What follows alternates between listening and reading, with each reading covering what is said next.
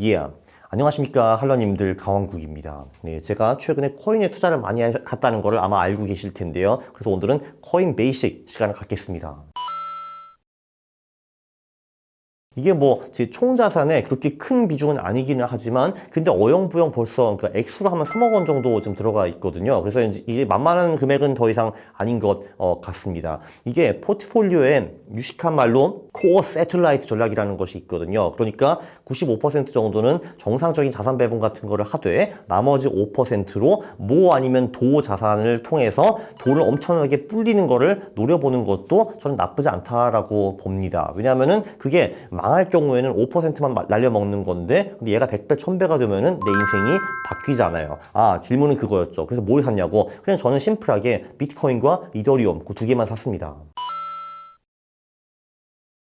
코인을 사가지고 영원히 보유하시는 분들을 이제 호들러라고 많이 하더라고요. HODL이라고 하는데 저는 그거는 절대 반대입니다. 왜 그러냐면요. 기본적으로 코인은 4년에 한 번 크게 망한다 라고 보시면 될 것 같아요. 그럼 그게 언제인가? 네, 아시다시피 주식도 홀수 짝수 있잖아요. 코인도 홀수애가 진짜 좋은데 짝수해는 반반으로 나뉩니다. 정말 좋은 짝수해가 있고 안 좋은 짝수해가 있는데요. 반감기가 있는 그 짝수해는 비트코인의 수익률이 굉장히 좋고 비트코인도 좋으니까 나머지 코인들도 다 좋은데 그렇지 않은 짝수, 그러니까 반감기가 없는 짝수해에는 비트코인이 정말 작살이 나고요. 이더리움도 작살이 나고 모든 코인들이 전부 다 작살이 납니다. 그래서 4년 동안에 그 1년은 무조건 피하라라고 말씀드리고 싶고요. 그게 언제냐고요? 2014년, 18년, 22년, 그러면 다음은 2026년이 되겠죠. 그리고 그 다음은 2030이고요. 그 다음은 34년. 그러니까 우리 2026년에는 코인 투자하면은 안 됩니다. 그때 70%, 80%, 90% 깨질 수가 있어요. 근데 그 해를 뺀 나머지 3년은 전반적으로 코인 수익률이 꽤 괜찮습니다. 최근에 코인 수익률에 대해서 논문이 굉장히 많이 나오고 있는데 결론적으로 코인 시장에서 추세가 주식 시장보다 더 강한 것 같습니다. 그러니까 이게 뭘 의미하냐 하면은 추세라는 거는 두 가지 차원에서 볼 수가 있어요. 첫 번째 상대 추세. 그러니까 코인들이 굉장히 많잖아요. 그 코인들 중에서 상대적으로 최근에 가장 많이 오른 놈들이 계속 간다라고 하더라고요. 그리고 그걸 정확히 설명을 하면은 최근 일주일 또는 2주일 또는 4주일 동안에 제일 많이 오른 코인들의 다음 주 수익도 좋더라라는 것이 지금 코인계의 정설입니다. 가장 심플한 거는 야, 지난 일주일 동안에 뭐가 제일 많이 올랐어? 본 다음에 걔를 사가지고 일주일 동안 보유를 하는 거죠. 그게 가장 심플한 추세 추종 전략이고요. 그리고 절대 추세라는 것도 있습니다. 왜 주식도 아마 해보셔서 아시겠지만 상승장에는 모든 주식이 오르고 하락장에는 모든 주식이 떨어지잖아요. 코인도 마찬가지입니다. 그러면은 코인에서 상승장과 하락장을 구분하는 방법이 무엇이 있을까? 뭐 저 같은 경우는 비트코인의 120일 이동평균선이 나쁘지 않다라고 봅니다. 그러니까 비트코인이 120일 이동평균선보다 위에 있으면 상승 추세, 그리고 밑에 있으면 하락 추세라고 보면 될 것 같고요. 우리는 언제 투자한다고? 상승 추세에만 투자하는 겁니다. 비트코인이 120일 이동평균선 위에 있을 때만 비트코인, 이더리움 등 암호화폐를 하고 그렇지 않는 날에는 피해가는 거. 그게 굉장히 좋은 전략인 것 같습니다. 그래서 다시 한번 요약을 하면은 일단 한번 보세요. 지금 비트코인이 122평보다 위에 있느냐 아래에 있느냐. 아래에 있으면은 코인 하지 마세요. 그냥 쉬어. 위에 있잖아요. 위에 있으면은 최근 일주일 동안에 제일 많이 오른 코인을 따라 들어가는 것이 굉장히 훌륭한 방법입니다. 아무래도 이제 코인 같은 경우는 가격과 거래량 데이터를 얻기가 굉장히 쉽기 때문에 저는 이제 주로 이제 기술적 투자 쪽에서 많이 접근을 하죠. 그러니까 말씀하신 그 추세라든지 기절성 이런 거를 많이 보는데 제가 최근에 논문을 찾아보니까 이 코인의 펀더멘탈 지표에 대해서 연구 결과가 꽤 있더라고요. 이게 주식에서는 가장 중요한 펀더멘탈이 뭐겠습니까? 아무래도 이제 순이익이겠죠, 그죠? 돈을 이제 기업이 얼마나 벌었나 이게 사실 가장 중요한 거잖아요. 그래서 이제 우리가 많이 분석하는 지표들은 그 이익이 성장을 하는가, 또는 시가총액이 이익 대비 큰가 낮은가, 이런 거를 분석을 주로 하잖아요. 근데 코인 같은 경우는 어떻게 보면은 그 순이익 대신에 신규 생성 계좌를 볼 수가 있습니다. 한마디로 그 어떤 코인의 신규 생성 계좌가 많이 늘어난다라는 거는 이 코인이 더 많이 쓰여진다라는 거잖아요. 그래서 이 코인이 성장한다라고 볼 수가 있습니다. 그래서 실제로 그런 논문들이 있더라고요.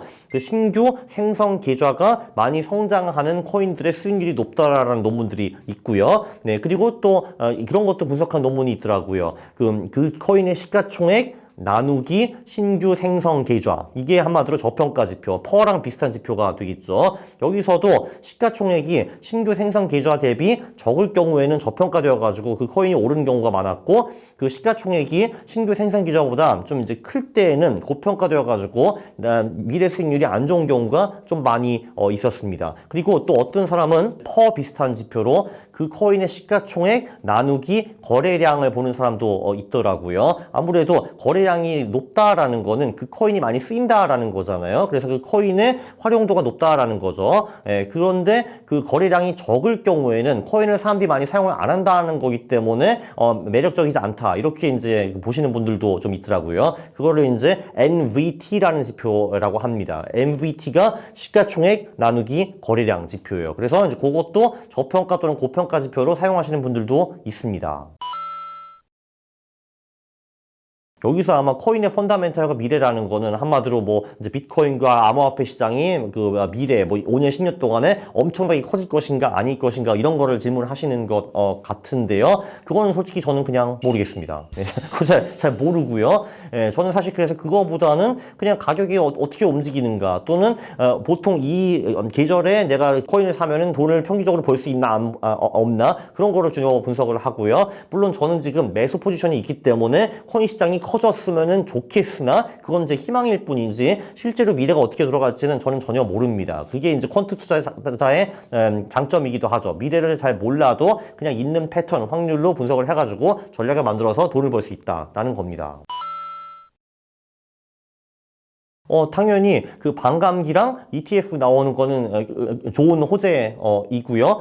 그것 때문에 최근에 가격이 많이 올랐다고 저는 생각을 합니다. 그리고 저는 사실 그 반감기 사이클이 코인 수익률을 계산하는 가장 좋은 척도라고 보고 있고요. 그래서 보통은 코인이 반감기 한 1에서 1년 반 정도부터 서서히 오르기 시작하고요. 정작 반감기가 오면 그때부터 폭등하는 것이 아니라 보통 3개월 정도는 조용히 있더라고요. 그래서 반감기 한 3개월에서 6개월 되는 그 사이부터 미친 것 같은 폭등이 시작하는 경우가 많았던 것 같습니다. 그리고 최고점은 보통 반감기 후 12에서 18개월 후에 오는 경우가 굉장히 많더라고요. 사이트라는 거는 어디서 거래한다는 말씀이신가요? 저는 이제 주로 바이낸스라는 곳을 많이 쓰고 있는데, 요즘 뭐 바이낸스 CEO가 잡혀 들어가고 벌금 내고 하기 때문에 저도 사실 좀 불안하기 때문에 새로운 거래소를 조금 모색을 하고 있습니다. 필승 전략 중에서 일단 가장 게으른 전략은요, 코인을 사서 매수하되 그리고 보유를 하되 그 4년에 한번 작살나는 고해를 피하는 거. 그러니까 계속 그냥 보유하고 있대 2026년은 팔아버리기, 2030년은 팔아버리기, 34년은 팔아버리기, 이런 방법이 있고요. 참고로 코인도 11월 4월 투자가 잘 먹히는 편입니다. 그러니까 뭐 이런 방법도 있겠죠. 2026년은 싹 다 피해버리고 나머지 해에는 11월 4월만 보유하고 있고, 이런 것도 하나의 방법이 될 수가 있고요. 그리고 제가 즐겨 쓰는 방법은 그 코인이 그 4년에 한번 작살나잖아요. 작살을 난 후에 실제로 최저점까지 떨어진 후에 한 2배 정도 올랐을 때 매수 타이밍으로 보고 그때 들어가는 것도 저는 굉장히 훌륭한 전략이라고 봅니다. 그리고 좀 단기로 거래를 하실 거면요, 절대로 비트코인이 이동평균선보다 아래에 있을 때는 거래를 하지 마시고 그때는 그냥 쉬세요. 비트코인이 이동평균선보다 위에 있는 상승 추세에서만 암호화폐를 하는 것이 훨씬 더 아름답습니다. 지금까지 제가 퀀트 베이식을 많이 했는데 요즘 제 관심도 코인에 지금 많이 쏠려가고 있고, 요즘 코인에 관심 있으신 분들이 꽤 많으신 것 같더라고요. 왜냐면 요즘 스몰스만 가격이 오르는 거 아시죠? 그죠? 작년에 얘가 15,500불까지 떨어졌는데 어느덧 지금 38,000불까지 올라왔습니다. 이런 식으로 계속 가면은 뭐 옛날 최고점도 뚫을 수 있지 않을까, 저도 감히 예측을 좀 해보고요. 그래서 이때다. 지금 코인 베이식 베이식을 한 찍어야 돼라고 생각해가지고 이 영상을 찍게 되었습니다. 유익했죠, 여러분? 구독과 좋아요 부탁드립니다. 싫어요를 누르시면 제가 매우 싫어합니다. 감사합니다.